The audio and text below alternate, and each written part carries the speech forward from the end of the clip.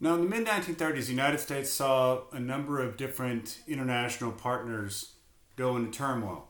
And as part of an isolationist policy, the United States enacted the Neutrality Act in 1935, and that was aimed at preventing the United States from being dragged into an international war, like World War I, for example. The United States basically was dragged into it. We didn't really have a choice at one point.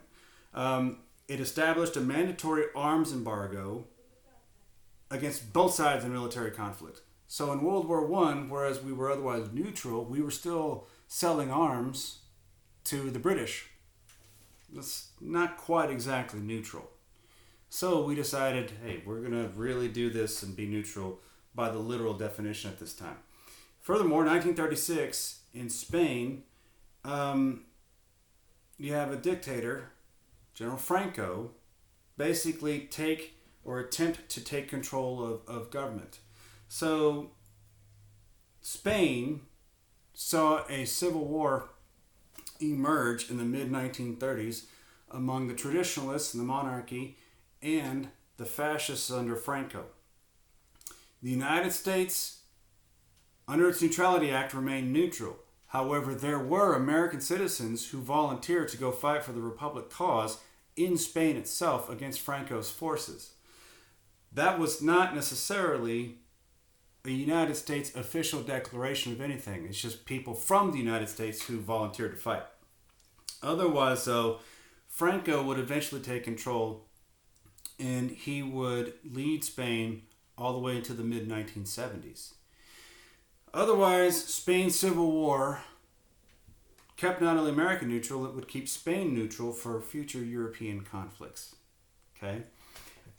Japan had suffered some pretty severe economic damages after World War I and the decades leading up into the 30s. But as they grew militarily, Japan invaded mainland China, specifically in Manchuria, and eventually seized various different Japanese cities, including all the way down to Shanghai. The reason behind it was they wanted to punish China for various different interventions, and they also saw themselves as being superior to ethnic Chinese as well. So there was kind of a race factor among Asians within that. The United States did not want to get involved in a Chinese-Japanese conflict, but we did have naval ships in actual Chinese waters, so much so that Japan accidentally bombed an American ship on the Yangtze River in southern China. The United States accepted an apology from Japan for its clear mistake, even though Japan probably did not mistake anything. They probably knew exactly what they were doing. They're sending a message to the United States. But the United States wanted to remain neutral so as not to antagonize anybody, so as to also remain neutral. Let's go back to Europe. Adolf Hitler has now taken control of Germany under the Third Reich. He has gained mass popularity among people, building them out of the doldrums of economic downturns, and he's establishing a military state in Germany. One of the things that he has eyeballed is the Sudetenland, which is an area largely comprised of modern-day Czech Republic, which had a number of German ethnics in the area. So as to promote his whole Aryan race ideology and expansion of the German people and land, he wanted to annex the Sudetenland. And of course, if you're Czechoslovakia at the time, you don't want to give up your land. That's your territorial sovereignty. Why would you give that up? Hitler seemed very hell-bent on obtaining the Sudetenland. Well, France and Britain wanted to avoid various different conflicts. And so France and Britain wanted to discuss the opportunity for Germany to obtain land as long as they promised not to do things further. Right?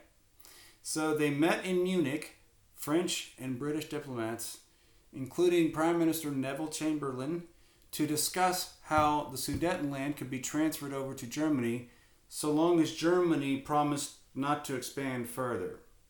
Okay, so in 1938 in Munich, the policy of appeasing the German Chancellor Adolf Hitler began.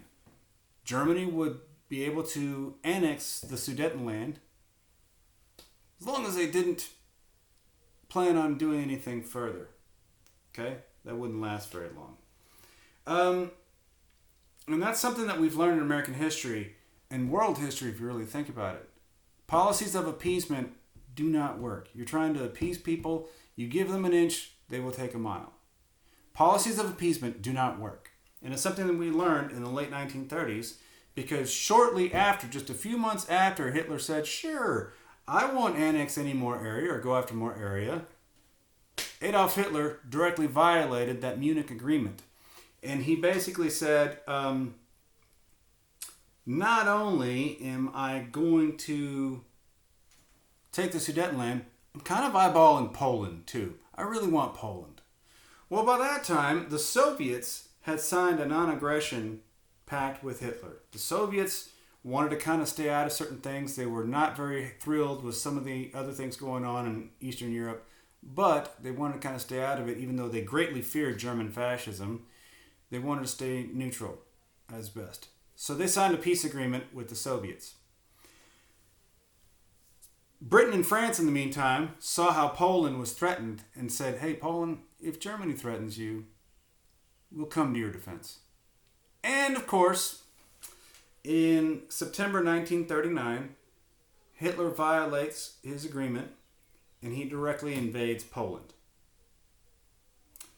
militarily. So what does that mean?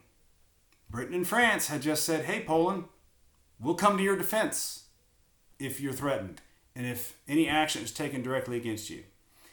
Well, direct action came shortly after they said that.